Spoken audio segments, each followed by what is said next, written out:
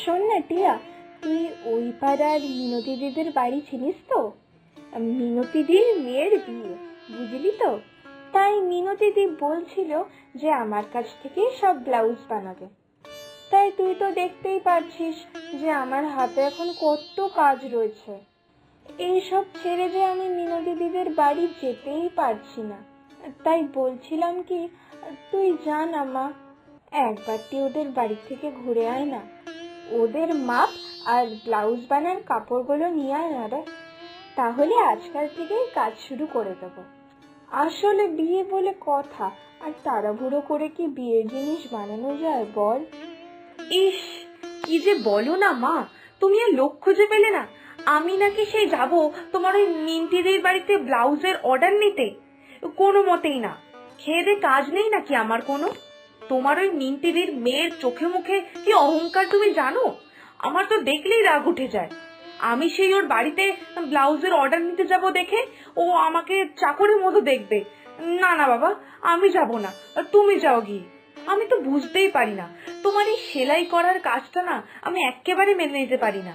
তোমার এই কাজের যে আমাদের সমাজে কোনো গুরুত্ব নেই, তুমি সেটা বুঝতে পারো না? এইসব তুই কি বলছিস টিয়া? আমি কষ্ট করে আমি এই কাজ করে ঘর চালাচ্ছি, তোকে মানুষ করছি, এতে আবার মান যাওয়ার কি আছে? বরং এতে তো তোর আরো মান বাড়ার কথা, যে তোর মা এত কষ্ট করে তোকে মানুষ করছে। এইসব আজে বাজে কথা না বলে আর ভেবে তুই এখন মিনতি দিদির বাড়িতে যা তো। আমি গেলে যে আবার কাজের অনেকটা সময় নষ্ট হয়ে যাবে। আর রইল মিনতি দিদির মেয়ের কথা, ওর থেকে তো তুই অনেক পড়াশোনা করেছিস রে, অনেক বেশি পড়াশোনা করেছিস। ও তো মাধ্যমিক পরীক্ষা দিয়েই পড়াটা ছেড়ে দিল, কিন্তু তুই তো এমএও পড়েছিস। তাহলে ও তোকে কেন অপমান করবে একটু বলবি?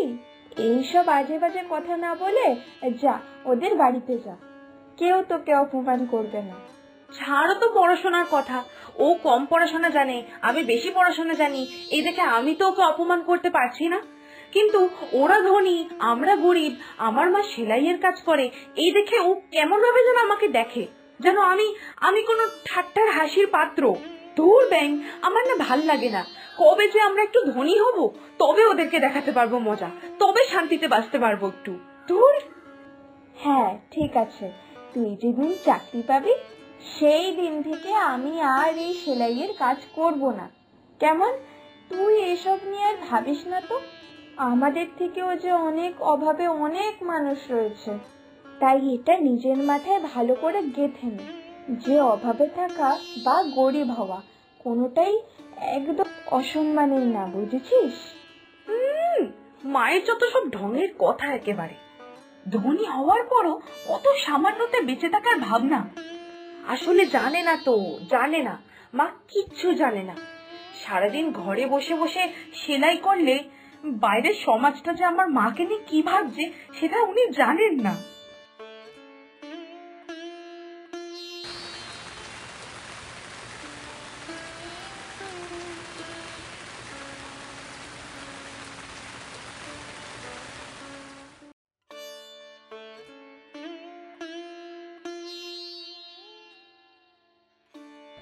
টিয়া, শোন না মা, তোর সাথে একটা দরকারি কথা ছিল।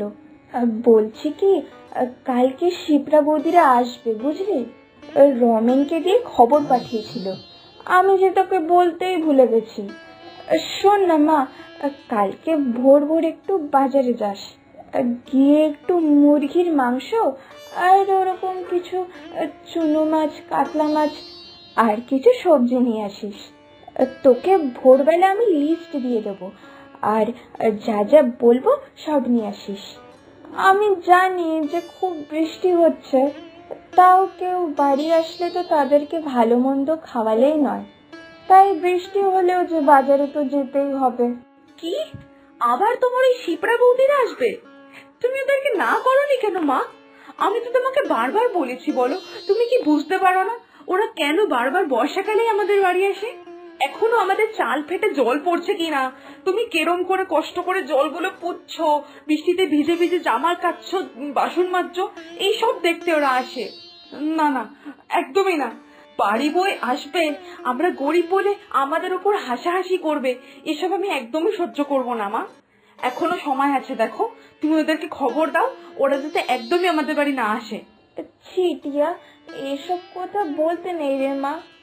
তুই আর অযথা রাগারাগি করিস না। আমি যে একা হাতে আর কত কি সামলাবো বল। ভোরবেলা বাজারটা একটু করে এনে দিস, তারপরে রান্না বান্না মাজা ধোয়া এসব তো আমি করব বল। আর সেলাইয়ের কথা তো ছেড়েই দিলাম। কিছুতেই না। এই যে মা, এই যে আমি যাচ্ছি, আমি তোমাকে কথা দিচ্ছি, যতদিন না সসম্মানে সারা গ্রামবাসীর সামনে আমি নিজেকে ধনী বলে পরিচয় দিতে পারছি, ততদিন আমি আর কোনোদিনও এই গ্রামে পা পর্যন্ত রাখবো না। আমার এই বাড়িতে আমি আর কোনোদিনও ফিরবো না।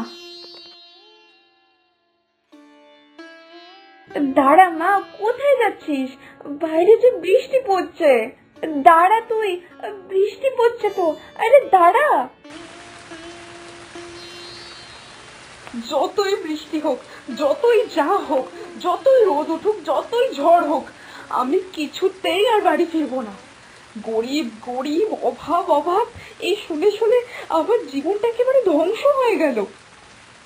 আমাকে কিছু একটা করতেই হবে, না হলে মরে যাওয়া ছাড়া আর কোনো উপায় থাকবে না আমার কাছে।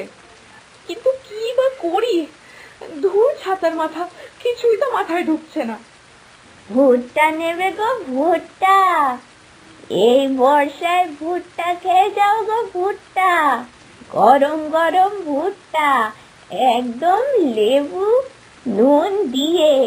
নিজেও খাও, বাড়িতেও নিয়ে যাও। ভুট্টা নেবে গো, ভুট্টা। আহারে, এই ঠাম্মিটা এত ঝড় জলের মধ্যেও ভুট্টা বিক্রি করছে। আমাদের তো ঘরে থেকেই এরকম বৃষ্টিতে সর্দি কাশি হয়ে যায়, আর এই ঠাম্মিটা এই বয়সে এই অবস্থায় এখানে ভুট্টা বিক্রি করছে। আহারে, এরকম ভাবেও বাঁচা যায়? এভাবেও কেউ বেঁচে থাকতে পারে? এত অভাব মানুষের। উনিও নিশ্চয় খুব কষ্ট পাচ্ছেন, উনারও নিশ্চয় সর্দি কাশি হয়ে গেছে।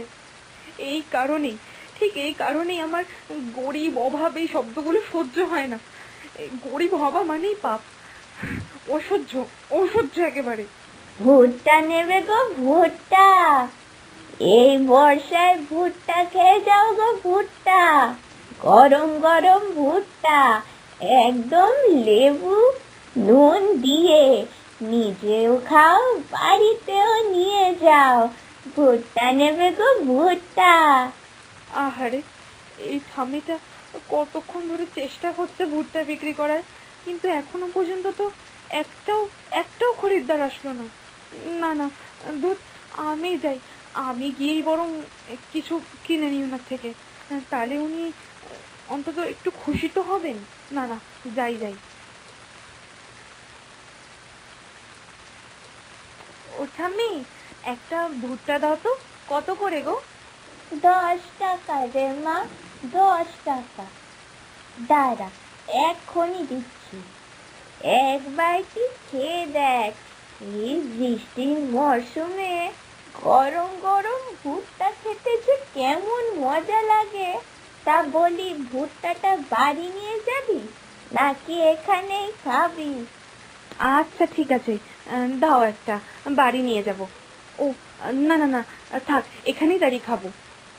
না না, বাড়ি নিয়ে যাই, বাড়িই নিয়ে যাই বরং। কিন্তু বাড়ি তো আমি আজকে। এই মেয়ে, কি হয়েছে রে তোর? একবার বলছিস বাড়ি নিয়ে যাবি, আর একবার বলছিস এখানেই খাবি। ও আচ্ছা, বুঝেছি।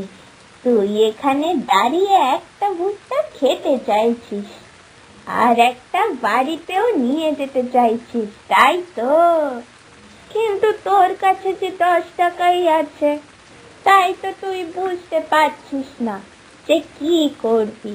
ভুট্টাটা বাড়িতে নিয়ে যাবি নাকি তুই এখানেই খাবি? আরে বোকা মেয়ে, আমি তোকে এখন একটা ভুট্টা দিচ্ছি, ওটা তুই এখানে গরম গরম খা। তারপরে একটা দেব, ওটা নিয়ে যাস খানে, ঠিক আছে? আরে না না ঠাম্মি, সেটা না, আচ্ছা ঠাম্মি, আমি তোমাকে একটা কথা জিজ্ঞেস করব, মানে তুমি যদি কিছু মনে না করো তাহলেই আর কি। তা কি বলবি বল না, এতে আবার এত ভাবে কি আছে? বল, বল তো কি হয়েছে? না মানে তুমি এই বর্ষাকালে এই বৃষ্টিতে এইভাবে ভুট্টা বেচছো, নিশ্চয়ই তোমার খুব অভাব। তা তুমি যে এইভাবে রাস্তায় ভুট্টা বিক্রি করো, এই নিয়ে নিশ্চয়ই তোমার পাড়া প্রতিবেশী আত্মীয় স্বজন এরা সব তোমাদেরকে খুব অপমান করে, তাই না?